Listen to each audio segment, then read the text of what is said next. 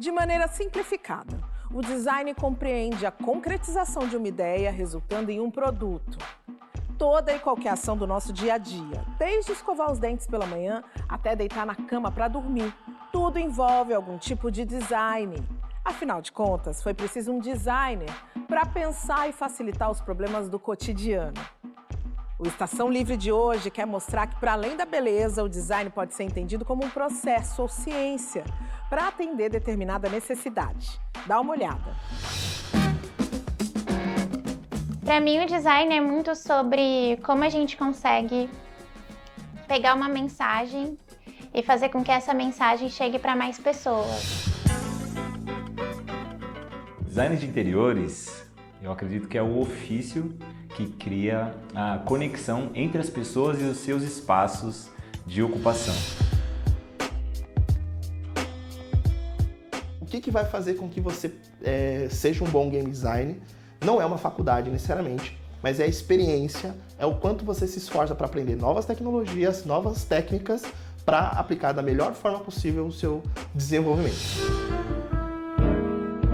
O nosso mobiliário ele surge de forma a tentar, além da função, através da beleza, né, a pessoa se sinta pertencida através do objeto. Tem muitos tecidos, né, que eu crio, tem muitas estampas que eu desenvolvo que estão em grandes polos têxteis, como o Brás, Bom Retiro. Então pode ser o quê? Que você esteja usando uma estampa minha e nem saiba. Entre das inovações desse tipo de segmento, foi implementado e foi criada nessas embalagens um sistema de abertura. Então tudo isso são inovações que o design de embalagem participa e ajuda a criar também. Design de joias para mim é ter a possibilidade de expressar aquilo que às vezes com palavras eu não consigo.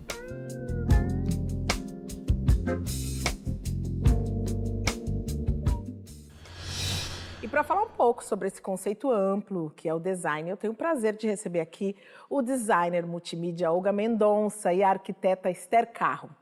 Boa noite, Esther. Boa noite. Boa noite, Olga. Boa noite.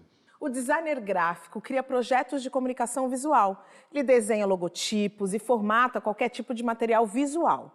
Esse é o trabalho da jovem Júlia Fagundes, responsável por capas de livros de autores consagrados e já vencedora de alguns prêmios internacionais.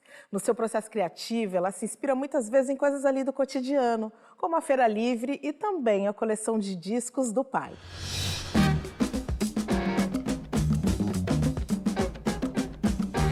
Tenho 25 anos, mas eu faço design há mais ou menos uns 10. Para mim, o design é muito sobre como a gente consegue pegar uma mensagem e fazer com que essa mensagem chegue para mais pessoas, principalmente pensando no visual. Eu tenho algumas premiações, né, no design. A que eu mais me orgulho assim, de falar sobre é o Prêmio de Talento Jovem da América Latina, que eu ganhei lá em 2020. Essa premiação, ela não foi por um trabalho específico, foi por um conjunto de trabalhos, então eu mostrei várias coisas que eu tinha feito pessoalmente falando, e também na época eu era sócia de um estúdio, então algumas coisas que a gente tinha feito. Eu tenho algumas outras premiações dentro do design, que aí são mais para projetos específicos. A mais recente foi de um projeto que eu fiz, que foi da identidade visual da Bienal Internacional de Arquitetura de São Paulo.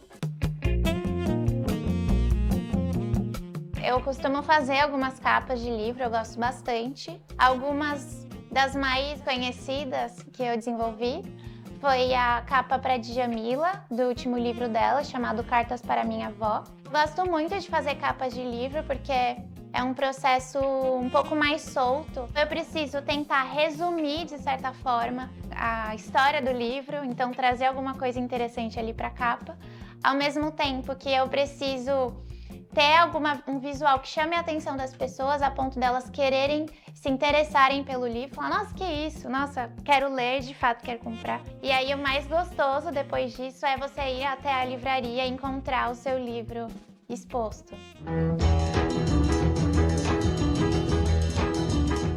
Eu tenho tentado ter um processo muito mais solto, que se relaciona muito com a minha vivência e faz com que eu me desprenda um pouco do que eu entendia como certo no design.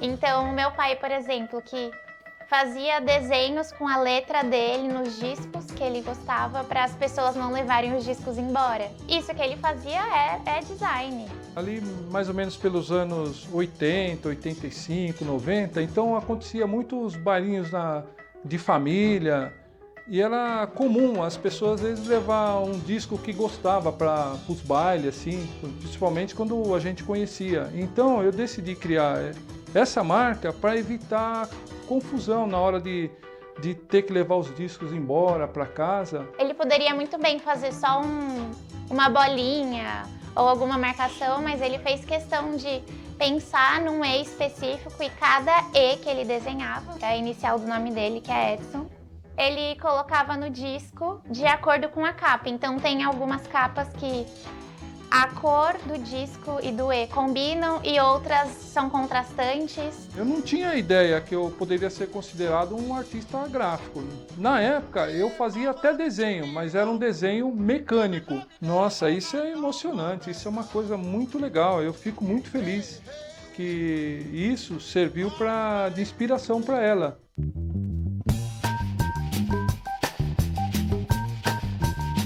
Eu sinto muito que às vezes na profissão a gente acaba entrando numa bolha e ficando só entre a gente, só entre os designers, sabe? Então a gente acaba criando coisas pensando que o outro designer vai ver. Então quando eu vou na feira, quando eu vou ao mercado, quando eu vou à rua, eu gosto de sempre me lembrar disso. Então observar as outras pessoas e aprender com elas. E quando eu chego no espaço desse, eu gosto sempre de observar muito o que tem ao meu redor. Então, por exemplo, aqui já me chamou muita atenção esses caixotes empilhados ao lado dessa outra tenda listrada. Então, eu gosto muito da combinação de cores. Então, aí sempre que possível, quando vejo esse tipo de coisa, eu já vou registrando no meu celular para deixar um pouco salvo. Por exemplo, aqui, na verdade, isso, querendo ou não, ainda é design, só que a gente acaba não enxergando. Eu não consigo imaginar uma aula na faculdade em que a gente fale sobre isso. Aqui o que me chama muito a atenção são essas tampinhas coloridas, por exemplo, que tem esses furinhos e como as cores entre elas se combinam. Eu acho que elas acabaram ficando no espaço num fundo interessante e contrasta bem com as cores delas. Eu pirei muito nesses escovões. Uma porque eu achei que esse amarelo com esse fundo listrado azul e branco combinou muito bem. E com essas tonalidades super vibrantes assim me chamaram bastante atenção também.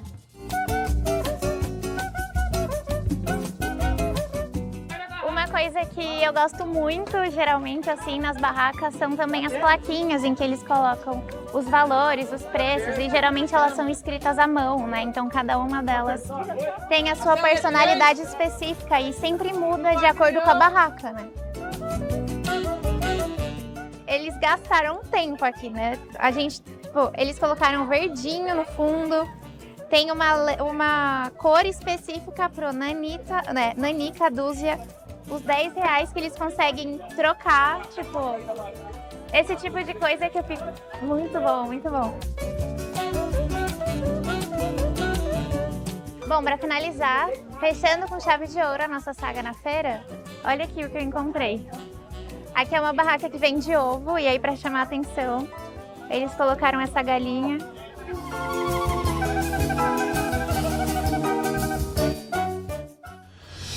O design, então tem design em tudo, né, Olga? Justamente, eu achei muito legal vocês pegarem a Júlia. Primeiro que ela faz uma coisa que eu também faço e amo, que é a capa de livro. E eu acho muito legal que ela explicou de uma forma muito simples e muito prática um conceito que é esse de referência cruzadas. Então, assim, hoje, por causa de Pinterest, por causa de um monte de ferramentas, as pessoas vão lá e falam assim, quero fazer uma capa de livro. Aí a pessoa olha 200 capas de livro e ela fica com várias referências de capa de livro. O que a Júlia fala bem é muito interessante. Aí ela meio que produz para o amigo dela, que faz capa de livro também. E aí ela esquece de fazer referências cruzadas. Então, assim, às vezes para fazer uma capa de buscar em outros livro, lugares, é mais né? legal você ver pôster de teatro da década de 30 da Rússia do que ver capas de livro. Obviamente é interessante você saber o que estão produzindo, mais ou menos qual que é o Buscar estilo, mas referências depois em vai em outros outro lugares. lugar. E aí ela vai na própria vida dela, no dia a dia. Obviamente, muitas vezes isso é muito orgânico. Às vezes você faz uma coisa, depois de um tempo você fala, nossa, de onde eu tirei isso? Aí você está fuçando as fotos e aí você acha Aí ou aquela você lembra, combinação né? de cor, você ou vai aquele vendo lugar. e vai gravando, né? Como se tivesse um gavetão no cérebro. E aí você vai gravando, né? E você falou que você também faz capas de livros, eu sei disso. Fala pra gente aí alguma capa icônica, assim, que você se orgulha, que você fez, que você falou, uau. Ó, tem vários, mas ultimamente uma que eu amo ver foi a do Fanon, do Frantz Fanon. Eu fiz agora para Zahar, já fiz 2 capas para eles. E tá Que virando foi uma agora coleção. numa nova edição desse livro dele, Máscaras. Não, foi, ainda não? não foi o Máscaras. Foi o Condenados da Terra. E tem um primeiro livro, que é a Revolução Africana, que me mostra textos políticos do Fanon. Eu acho que ainda vai sair o Máscaras, mas vamos segurar esse spoiler aí. Mas foi muito legal, porque eu tinha um desafio. E às vezes tem uma questão, principalmente sobre o design negro, que é muito difícil, porque você fala assim, eu quero romper os estereótipos. Então, quando se fala de África, todo mundo já pensa uma combinação de cor. Sabe aquela combinação de cores? Não, e principalmente as cores das bandeiras africanas, na época da Etiópia, que fez o vermelho, que no Brasil a gente fala as cores do reggae, né? Eu acho meio engraçado isso. Na verdade, são as cores das bandeiras da maioria dos países da África, que são o vermelho, o amarelo e o verde, e o preto.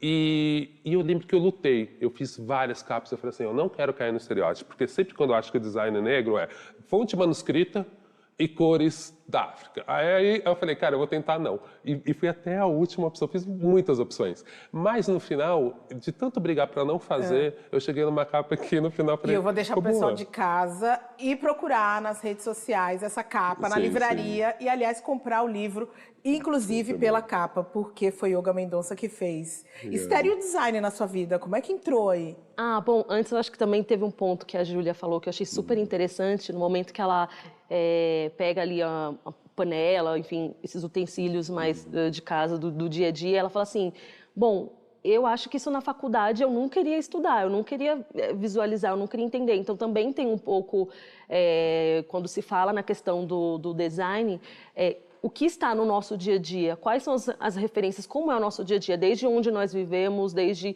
os lugares que nós frequentamos. Então, tem muito disso, que também é uma crítica que geralmente eu faço nas universidades. Às vezes, as referências elas estão muito constituídas para aquilo que é fora do Brasil, para aquilo que está muito distante da nossa realidade. E são coisas pequenas, são coisas simples do nosso cotidiano que fazem uma diferença muito grande, né? Que podem se tornar, assim, cada vez mais as nossas referências. Então, achei super interessante ela trazer esse ponto. Ela pega ali no objeto e fala assim, isso daqui eu não... Mas isso é design, isso também é design. Então, acho que, de alguma forma, também quebrar um pouco alguns estereótipos de que a referência precisa ser só no Pinterest, a referência precisa ser só ter esse formato. E não é exatamente assim. E a gente trouxe a palavra Pinterest 2 vezes, acho que é bom a gente explicar para o pessoal de casa que é um aplicativo, né, de imagens, onde acaba sendo referência não só para designers, mas para quem trabalha com marketing, com redes sociais. É uma rede social de referência. Então, principalmente a galera da decoração dominou o Pinterest, né? Então, a galera, você pode trocar sua pastinha, compartilhar essa pasta de referência para alguém que está trabalhando junto com você, ou só colecionando coisas que você gosta, imagens que você gosta. Só queria pegar mais um ponto do que ela falou, que é muito interessante, que a Esther falou, que é muito interessante. Essa ressignificação do objeto. No design, a gente estuda isso muito pouco. Eu não sei a galera de design de objeto estuda isso propriamente. Mas nas artes plásticas, quando a gente lembra daquela imagem do bidê, ela é muito clara, né? Então vai um artista plástico, bota o bidê ali e fala, isso é arte. E, de certa forma, o que a Júlia fez é um pouco olhar para a feira e falar, cara, isso daqui tem muita expressão, isso aqui tem cor, e ela ressignifica de uma maneira muito natural, não está fazendo nenhum statement, não, assim, isso é arte, olha que legal essa combinação. Na feira, né? Isso. Jorge Felipe e Thaís Mello começaram a desenvolver objetos e móveis para a decoração da própria casa. E aí, para surpresa deles, os amigos começaram a se interessar pelos acessórios e aí eles então criaram uma marca. A Ori Produções oferece vários serviços, entre eles o de design de interiores.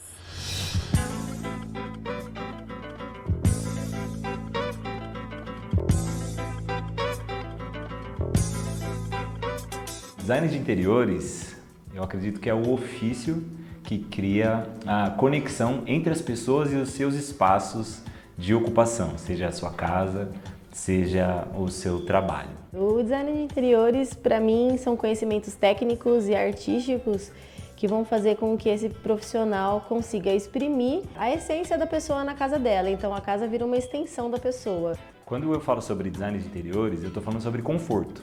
E esse conforto que eu digo não é só de uma forma superficial, não é só o estofamento da minha cadeira ou o tecido do meu tapete.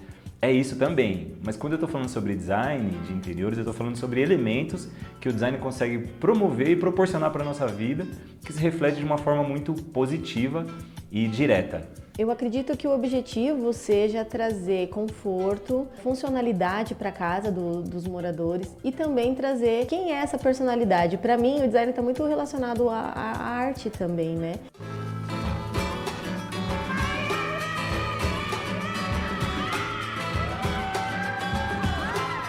A Ori surge em 2014, onde a gente começa mesmo esse trabalho das cores em si e das formas, produzindo acessórios, peças de decoração.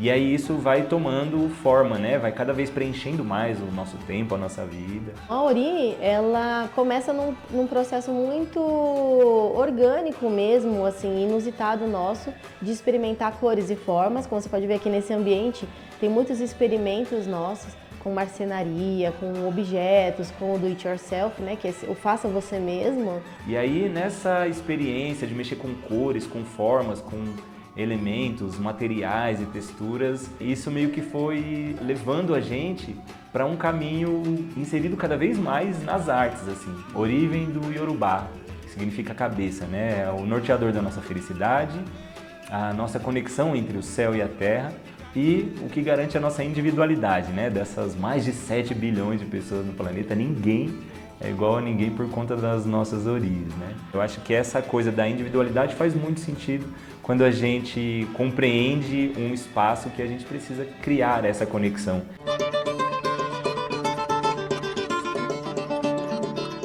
E a nossa casa, ela também virou uma extensão disso. A gente tem aqui no nosso próprio lar o Laboratório Casa Cabeça, onde a gente explora os ambientes com cores e formas e aí a gente vai criando assim um conceito mesmo da Ori, que tem essa identidade de brasilidade, de cores, de formas. Por exemplo, a nossa sala, ela é uma galeria de artesanato brasileiro, que a gente tem essa veia nacional mesmo, com a brasilidade, que vem de uma referência afetiva da minha família, da minha mãe. Já o hall azul aqui de baixo, a gente tem uma expressão mais artística, principalmente minha e da Thaís e de artistas amigos e tal. Eu vou ser design de interiores igual meu pai e minha mãe e também vou ser veterinária. E você sabe o que um design de interiores faz? Ele faz murais e faz brincos. Quando eu era bebê eu pintei aquele ali, olha. Deixa eu ver. Uau!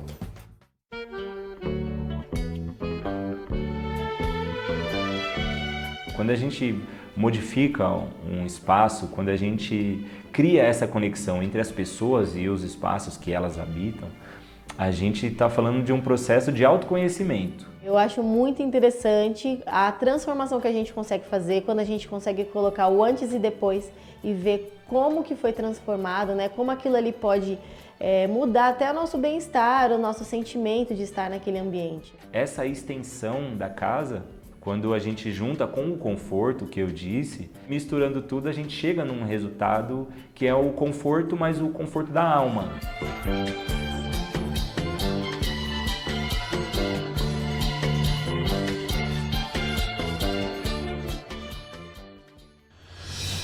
E a gente ainda vai falar e mostrar muito design aqui no programa de hoje, só que daqui a pouquinho, depois do intervalo.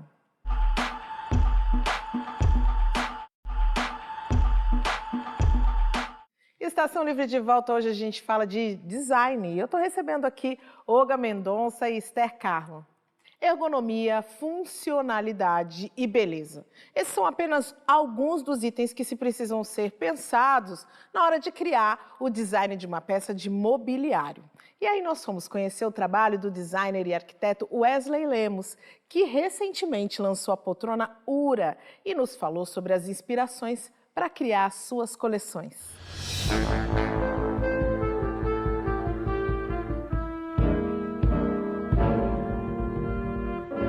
O design imobiliário ele entrou na minha vida muito naturalmente, né? Sou descendente de uma família de artesãos, vós e avós costureiras, sapateiros e entalhadores de igrejas. A observação sobre o objeto, o uso dos objetos na casa, seja um móvel, seja um utilitário, uma cadeira, um tecido, sempre me moveu a querer desenvolver algo a facilitar o uso e sempre pensando no conforto. O nosso mobiliário ele surge de forma a tentar, além da função, através da beleza, né, da conexão, do olhar aquele móvel, aquele objeto, a pessoa se sinta pertencida através do objeto, ter um pertencimento afetivo e se identifique com essa peça, como se fosse uma extensão do próprio corpo. Eu acho que criatividade é uma forma leve de se resolver problemas do cotidiano, do dia a dia.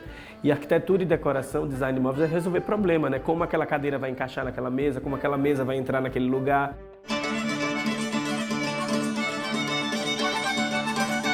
Começamos em 2017 e foi um percurso natural de um escritório de arquitetura que desenhava casas, projetos e precisava do mobiliário para encaixar em determinadas situações. E aí, muitas vezes eu não encontrava. Esse design que a gente tem, esse mais novo, o recente, que chama Ura, a gente aliou técnicas vernaculares de trançados em fibras de junco a uma tecnologia de aço carbono, que permite melhor maleabilidade do metal, né, nas suas tangências e curvaturas, com também o peso, né, muito leve e uma liga também mista. Ao final, nós temos uma peça com looping quase que sustentável, 100% sustentável, e ela não tem o menor impacto com a natureza. Na observação da minha família em assistir jogos de futebol e tomar cerveja e tomar shot de cachaça, eu criei um móvel para armazenar uma coleção de cachaça que meu pai tinha.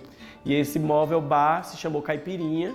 Em 2018, né, a gente fez o quarto do Papa no Mosteiro de São Bento, com o Papa Francisco, e eu fiz um sofá chamado Renda-se, com rendas de canjiquinha de renda, das bordadeiras lá do interior de Sergipe. Apesar de ser um arquiteto de desenho de mobiliário, tudo que eu falo, tudo que eu toco tem a ver com arte. Eu falo muito que eu trabalho com decoração, é decoração. Do meu coração para o seu coração. Então, esse item aí eu acho que é um itemzinho de virada que faz com que a pessoa, ou na loja, ou no shopping, ou numa feira, ele bata o olhar para aquela peça e ele se identifique, e aí aquilo acontece, aquela magia de você levar essa peça e ela ganha um ar afetivo.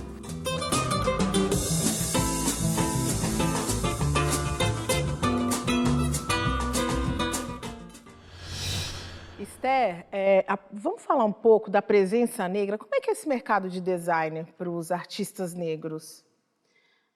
Bom, eu acredito que... De design e de arquitetura, né? Sim, sim, exatamente.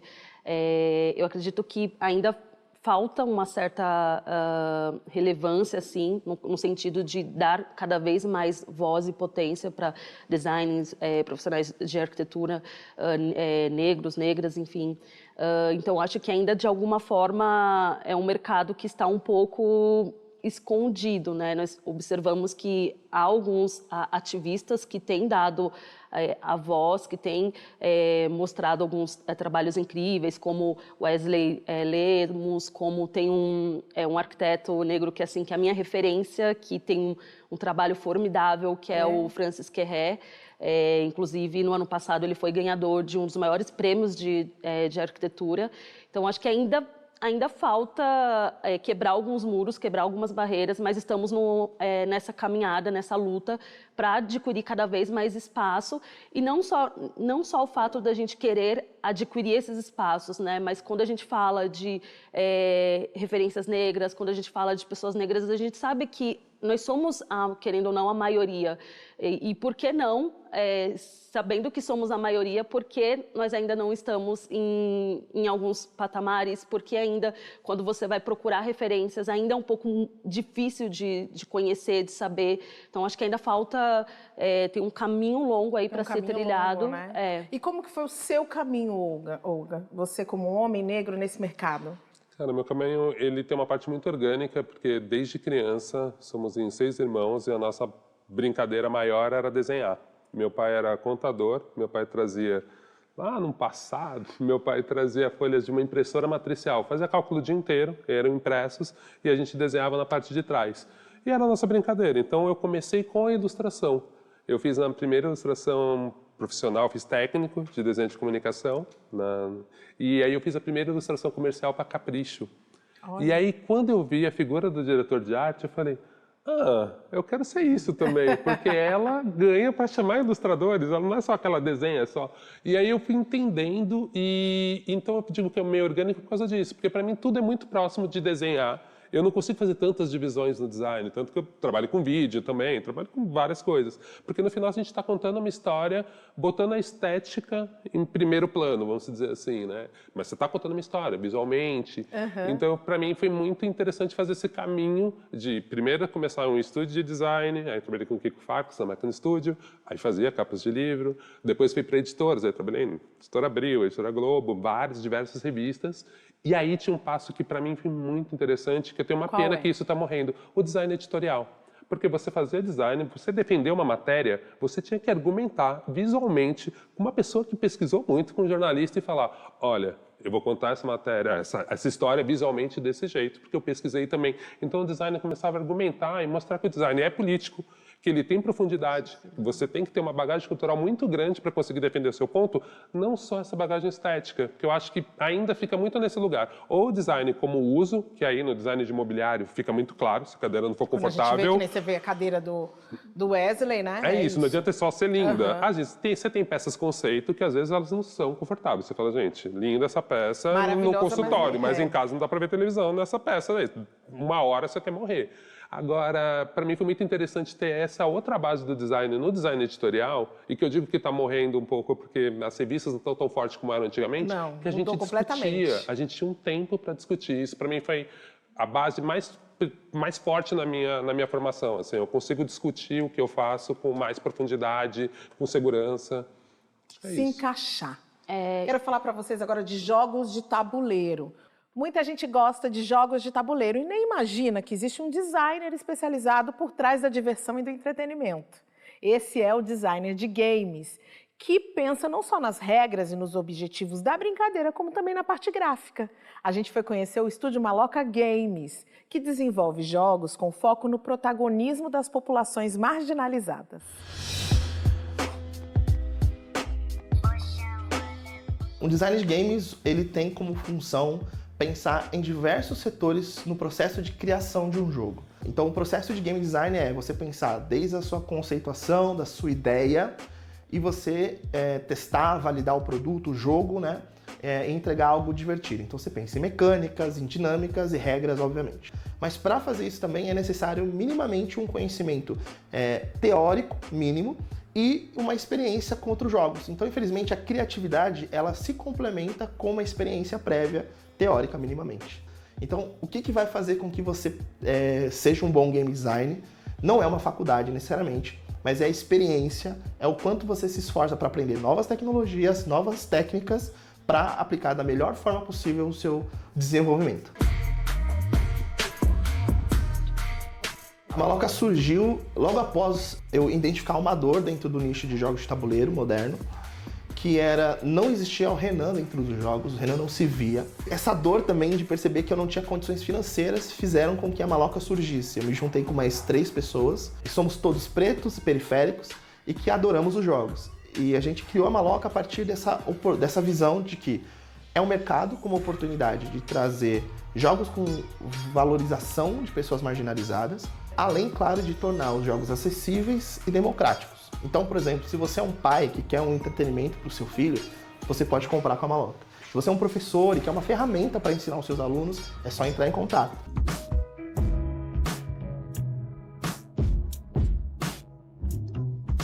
Nosso primeiro jogo, né, foi o Axé. Ele é um jogo bem simples, ele é basicamente um jogo de cartas, ele é um dominó com Candy Crush. O nosso objetivo, basicamente, é conectar cores. Nós temos o Favela Venceu. Nosso objetivo, basicamente, nós construímos uma favela em conjunto, só que quando a gente vai fazer um processo de construção e levar moradores e casas para lá, a gente também pode levar edifícios como escola, parques de lazer, bibliotecas. E quando você conecta uma casa com um morador próximo a um edifício, você pontua mais durante o jogo. Um outro jogo que a gente tem é o Diversity. O Diversity é um jogo onde eu e você vamos disputar para colocar pessoas das bandeiras LGBTQIAP+, dentro de vagas de emprego importantes e de grandes empresas, né? Chega de telemarketing. E quando a gente descobre e consegue contratar essas pessoas que estão tendo menos oportunidade, a gente ganha pontos extras, ou seja, quem mais atendeu o mercado, mas também resolveu um problema social, vence a partida.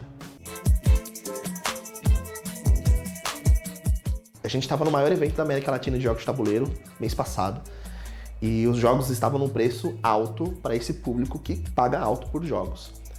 E a gente tinha lá uma pessoa periférica, vindo do Rio de Janeiro, fazendo faculdade, trabalhando, estudando, e gosta de jogo. Ele só tinha um dinheiro pequeno para gastar, e eu virei para ele e falei, cara, faz o seguinte, pega os nossos jogos aqui, peguei, coloquei tudo na sacola, falei, leva. Se você puder, se você conseguir, você paga. E não é doação, mais uma vez, não é doação, é realmente entregar o que pertence àquela pessoa. Aquilo é dele, é pra ele.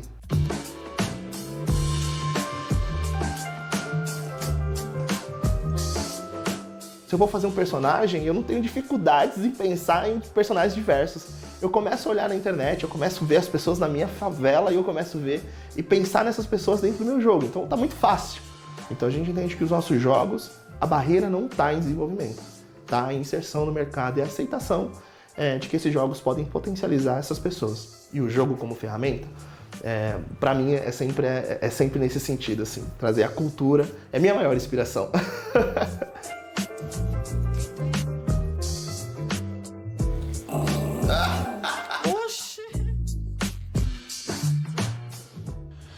Eu vou fazer uma pausa, mas eu volto já já com mais assunto para você.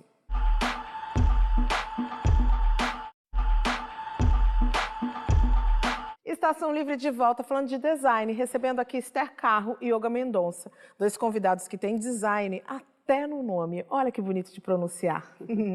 Como a gente já falou aqui, design está em qualquer ação do nosso dia a dia, até quando a gente não pensa nisso. E aí você pode imaginar que a estampa da roupa que você está usando foi pensada por um designer? Dá para imaginar? Pois é, as estampas caem bem em qualquer corpo e são tendência, tanto nas linhas das grandes grifes como nas marcas independentes.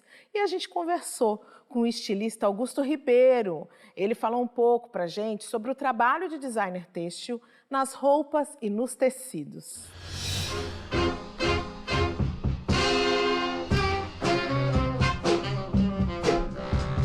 O trabalho de designer de estampas, ele consiste da gente pegar uma ideia, né, seja uma ideia nossa ou uma ideia de um cliente, né, de um terceiro, e desenvolver isso de forma que isso possa se replicar, né, num tecido. Aqui a gente acaba apresentando numa bandeira, mas são estampas que, se você for estender para um tecido, a hora que você coloca um molde, né, em cima desse tecido, você consegue cortar uma roupa, por exemplo, sem que tenha marcações, e aí você tem aquela ideia de quando você vê a roupa, é como se fosse tudo uma coisa só.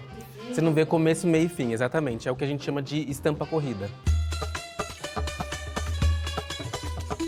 Quando eu era criança, eu fazia desenho em casa e aí eu ia vender na porta das pessoas. Eu vendia por 50 centavos. E aí, quando eu fui para a faculdade de moda, quando eu estava procurando trabalho, esse lugar onde a gente está filmando hoje, né, a Subli Paper, foi o lugar que me chamou para fazer uma entrevista. E quando eu entrei aqui, foi quando o mundo realmente se abriu para mim. Foi quando eu pude perceber, por exemplo, que um desenho que eu faço ou que alguém faz podia se transformar em algo industrial. E após 6 anos, né, nesse trabalho, eu abri a minha própria empresa, que é o meu estúdio de estampas, que é o Estúdio Aurum Brasil, que também é a minha marca de roupas. A marca traz formas mais unissex, então ela vai vestir vários tipos de corpos magros, corpos gordos, homens, mulheres. É uma marca que atende vários públicos, tem muita cor, tem muita vibração e a ideia também é que os produtos sejam atemporais, quer dizer, você pode usar eles por anos e anos e não é uma roupa feita para ser descartada. A minha rotina de trabalho hoje está voltada para 2 segmentos, tanto na criação e na elaboração das roupas da minha marca, mas também principalmente no meu estúdio de estampas. Então eu escuto quais são as ideias, por exemplo, esse cliente ele quer uma estampa floral, geométrica, mais realista, ou ele quer uma estampa mais minimalista, quais são as cores, quais são os tamanhos. Muitas vezes eu acabo desenhando na mão e muitas vezes eu acabo desenhando no computador.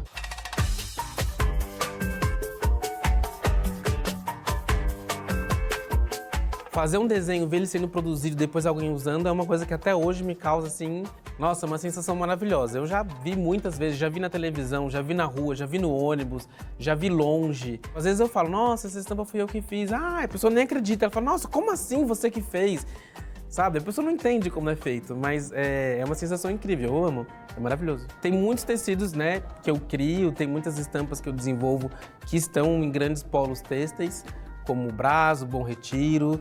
Então pode ser o quê? Que você esteja usando uma estampa minha e nem saiba.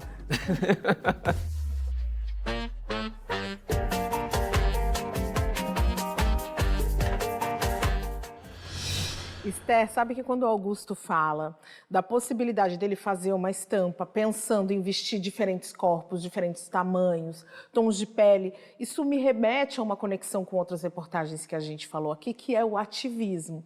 Tem muito ativismo dentro do design, né? Com certeza, eu acho que quando a gente fala em design, ele não é só para atender a uma necessidade, mas ele é ativismo, é uma ferramenta de transformação social, de impacto, de empoderamento, de dar voz às diferentes culturas. Então, acho que é muito interessante. Inclusive, no meu dia a dia, como arquiteta, como designer, eu sempre trago um pouco desse ativismo. Agora mesmo, eu estava comentando com o Olga de uma casa que eu estou reformando que tem 4 metros quadrados, apenas 4 metros quadrados, sem banheiro. 4 metros quadrados? 4 metros quadrados. É um senhor que mora. E assim, e eu nunca na minha vida eu iria imaginar que iria ter esse tipo de contato, queria ter que planejar, desenhar um mobiliário que fosse mais acessível, que de alguma forma dentro desse mobiliário fosse possível ter ali um refrigerador e esse mobiliário ele fosse conectado com a pia para poder otimizar o máximo possível do espaço. Então, quando a gente fala no design, tem uma beleza muito grande dessa, não só esse lado estético, não só a beleza em si, mas o quanto que você pode usar das ferramentas do design para o impacto social, para a transformação social. Então, o design ele tem um poder muito grande de transformação mesmo. Imaginando o poder que vai ser feito, você vai levar para esse senhor que mora nesses 4 metros quadrados, num ambiente que provavelmente é um ambiente periférico, você disse sem banheiro, isso é muito forte, né? Sim, exatamente. Olga, e essas ferramentas atuais de inteligência artificial, como é que isso tem auxiliado, tem se conectado aí com o trabalho do designer? Nossa, Cris, essa é a discussão do momento, assim, porque ela facilita muitos processos, ao mesmo tempo eu acho que vai ser um desafio para gerações futuras. Posso te falar de uma forma otimista ou pessimista? Qual que você quer? As duas.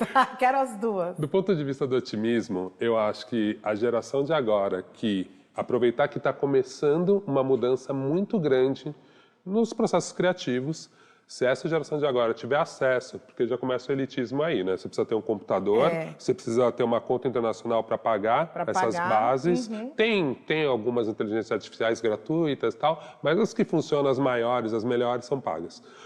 Então a gente já tem esse corte. Mas mesmo assim, se você conseguir pegar essa onda no início, talvez a gente veja muitos novos designers negros disputando com ferramentas de criação muito grande. Ao mesmo tempo, me assusta um pouco que é a morte da parte técnica.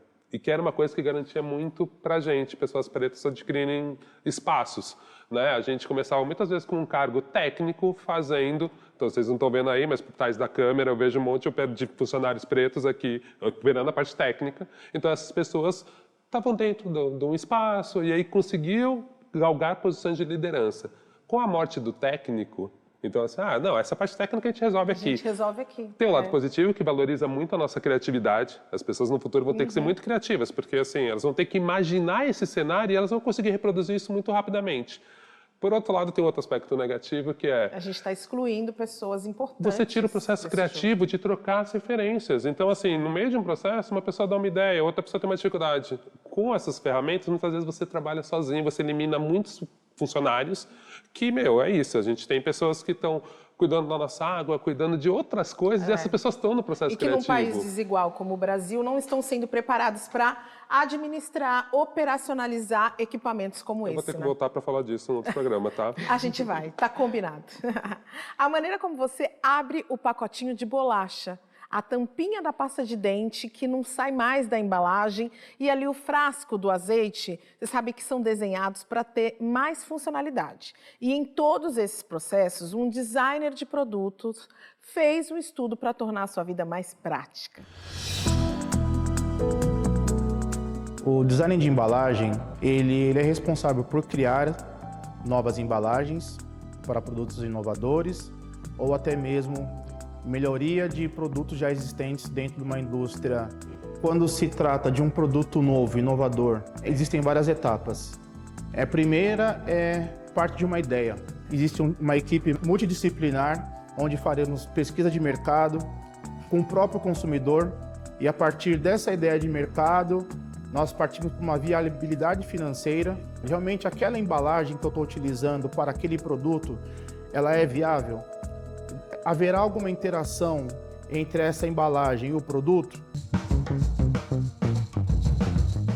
Nesse caso aqui, nós estamos utilizando uma embalagem flexível, que também é uma das novas tendências de mercado, que também traz proteção para o produto, uma fácil utilização pelo consumidor, segurança, porque elas também têm uma trava de segurança que também é utilizada também para você poder colocar na sua mala para viagem. Esse produto foi criado 100% com inteligência artificial. Ela é constituída de um cartucho que possui um lacre de segurança, que permite o consumidor verificar se essa embalagem já foi violada ou não. Existem também embalagens que utilizamos para biscoitos e bolachas. E dentre das inovações desse tipo de segmento, foi implementado e foi criada nessas embalagens um sistema de abertura. Então tudo isso são inovações que o design de embalagem participa e ajuda a criar também.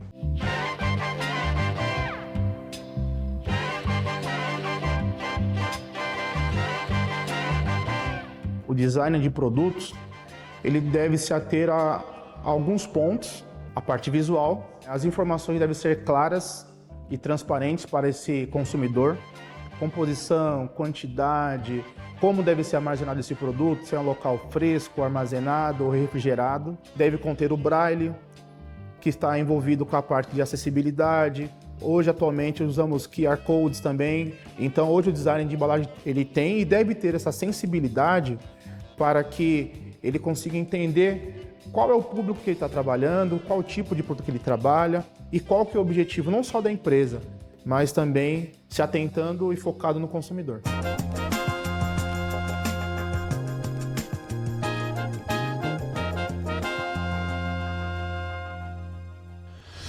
Esther, quero aproveitar agora e saber mais sobre o seu trabalho. Sei que você está participando da Casa Cor. Conta um pouquinho para mim do que você tem feito, de como que funciona o seu trabalho. Bom, acho que tem tudo a ver, porque a Casa Cor é a maior amostra das Américas de design, paisagismo e arquitetura. E para mim foi uma honra ter recebido o convite como profissional negra, vindo de contexto periférico, sendo ativista, urbanista, enfim. Então, na Casa Cor, eu estou com um espaço que tem 34 metros quadrados e lá eu trago um pouco do olhar periférico, como que é uma moradia dentro de uma favela, mas os caminhos. Pensando que muitas das vezes o problema não é a questão do tamanho, né? Muitas pessoas falam assim, mas o ambiente é muito pequeno e qual é a solução que eu vou encontrar? É tão difícil. E não, a questão toda, que aí é onde entra um design, que aí é onde entra um decorador, que é onde entra um arquiteto, é você encontrar alternativas, você encontrar layouts que vai proporcionar você ter os diferentes usos, as necessidades, as demandas de um lar, mesmo o espaço sendo pequeno. E tem uma outra coisa assim que é incrível que eu estou trazendo para dentro do espaço Motirô, que é a questão da ancestralidade. Então, eu convidei o jovem, o Axamani, que ele é um indígena, faz um trabalho incrível em Xingu. E ele, toda a parte do mobiliário, a frente do mobiliário, tem as pinturas, tem os grafismos do Axamani. E é algo muito diferente. Quando as pessoas elas chegam no ambiente, elas falam assim, nossa, mas assim, o mobiliário tá com essas pinturas, com essas artes. Eu falo, sim, gente, mas é possível. Eu acho que quando nós estamos falando de design, quando nós estamos falando de decoração, precisa ter cada vez mais as nossas origens, a nossa ancestralidade presente ali nos elementos arquitetônicos, decorativos. Então, eu quis mostrar de alguma forma, causar esse impacto mesmo para a pessoa que chega ali, de falar assim, olha aqui é um espaço que empodera, que quer discutir as nossas origens, as nossas tradições, as nossas ancestralidades e que pode sim estar estampado dentro dos mobiliários. E é um olhar para dentro do Brasil. Você já trouxe essa discussão aqui no programa hoje de como os designers, alguns arquitetos estão acostumados a buscar inspirações fora do país, quando na verdade a gente está num país criativo, rico e múltiplo, né, com muito a contribuir. Olga, você, te acompanho já faz um tempo, você faz milhares de coisas e eu acho isso maravilhoso. Então eu falo achando bacana esse fazer milhares de coisas. Conta um pouco pra gente aí, rapidamente, da sua trajetória e o que a gente espera do Olga daqui por diante. Bem, tem coisas que eu posso falar, tem coisas que eu ainda não posso falar. Pensa no horário. O programa passa tarde. Não, é mais para não gerar uma expectativa e eu sou um pouco supersticioso. Quando não está completamente concluído, geralmente eu não falo. Mas vai sair agora uma capa que eu fiz para um autor que chama Ernesto Sabato, argentino. É um clássico na Argentina que chamou O Túnel. Fiz para a editora Carambaia, então logo mais vai sair. Eu estou muito orgulhoso dessa capa. Tem um projeto que eu trabalhei durante a pandemia. Durante a pandemia eu não podia filmar, porque eu trabalho com vídeo também e tal. E aí eu voltei a fazer livros, que era uma coisa que eu fazia lá no começo da minha carreira. E era um projeto de um artista e poeta também angolano, que chama Nástio Mosquito. Nástio. E era um livro que ele fez, era uma história que ele tinha na cabeça dele, que era um conto de Natal. É decolonial, porque o Papai Noel tem uma imagem, na cabeça dele ele vê uma imagem de uma mulher negra lindíssima, que é de uma tribo que ele não identifica na hora, né? Ele vê essa mulher no deserto e aí ele percebe, depois ele faz uma busca atrás dessa mulher, ele sai do Polo Norte, vai andando no mundo atrás dessa imagem dessa mulher que ele sonhou, que ela estava no deserto. E aí ele percebe que ela era de uma tribo Mucubal, em Angola, no deserto de Namibe, né, na parte angolana do deserto. E aí é toda essa busca e aí a gente tem esse Papai Noel que ele sai do Polo Norte e ele vai para a África, para Angola e começa a operar dali o Natal. E foi muito interessante porque eu realizei esse projeto, eu fiz o design e as ilustrações e agora... vai sair agora. Então, esse projeto saiu primeiro em Angola só. Agora ele está saindo para uma editora na Alemanha, então eu estou tendo que redimensionar isso, está sendo super desafiador. Vai chegar no Brasil? Então, já estou até fazendo uma propaganda para ver se chega, né? Então pronto, estamos justamente à espera. Estou falando bastante para conseguir trazer ele para cá. Mas o Nástio vai estar no Brasil e aí depois eu quero fazer esse contato para você entrevistar ele, que ele é muito legal. Bora lá. Ainda não acabou não, gente. Daqui a pouco eu volto com mais design aqui no Estação Livre.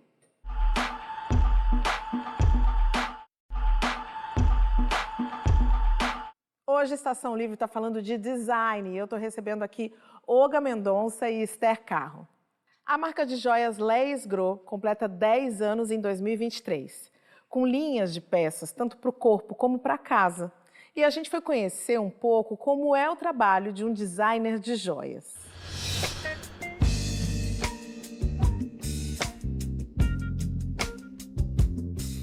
Design de joias para mim é ter a possibilidade de expressar aquilo que às vezes com palavras eu não consigo. A minha marca, eu tenho a Les Gros Joias e a Les Gros Home, que eu faço peças para casa, joias para casa, que eu chamo. Os acessórios para casa, eles são colares que você decora mesa, você coloca na parede, você coloca em cima de um livro. Então são colares grandes que você pode usar no corpo também. Algumas mulheres que gostam de peças contemporâneas, elas usam no corpo, mas são feitas para casa, então você decora a sua casa com essas peças. Eu trabalho com ouro e prata e gosto muito do lado assim da natureza, então eu eternizo folhas, eu trabalho com orquídeas, eu escolho as pedras em cima da coleção que eu vou fazer. A mulher pode ir numa festa tranquila, que ela não vai encontrar ninguém com uma outra peça igual.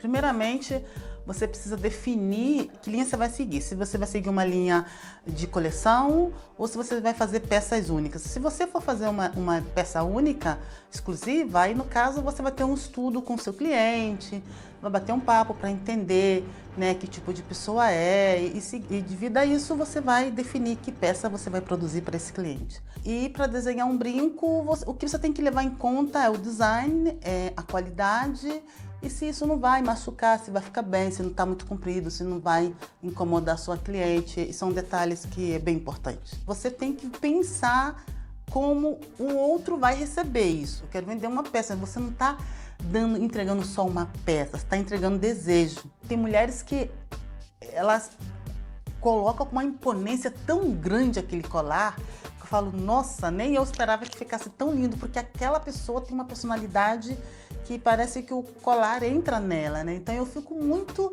feliz quando eu vejo essa diversidade, como cada pessoa ela caminha com essa peça minha. Não é só uma joia, não é só um acessório, é um glamour, né? É um desejo, é um sonho que você entrega.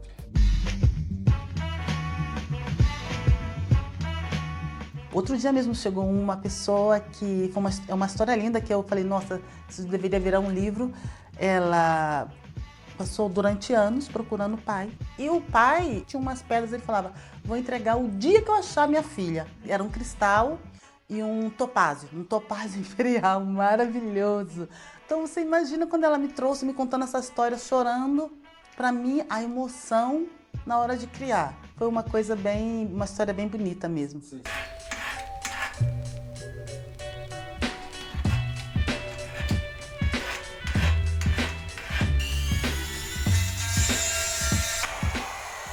O design, eu posso dizer que o design ele me levou para o mundo. As minhas peças, elas são todas manuais, então, e eu tô à frente do negócio, então eu sento na bancada. Obviamente eu não consigo fazer tudo, mas o piloto é sempre feito por mim, então é a minha energia que está indo para o mundo. Então isso para mim realmente é fantástico, e eu tenho planos de chegar muito, muito, muito além. Eu quero que a pessoa, quando ela compre, né, a minha peça, ou que ela venha, que ela senta e a gente vai desenvolver algo específico para ela, que ela saiba que na hora que eu estou criando, eu paro para pensar, para entregar para ela algo que ela realmente deseja e com muito amor, porque para mim na vida tudo precisa de ter amor, tudo. Tem que ter amor em tudo que você faz.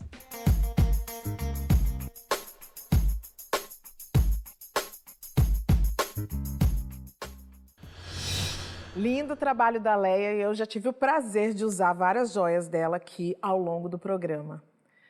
Meninos, o programa está chegando ao fim, mas não que eu não vá perguntar antes para vocês.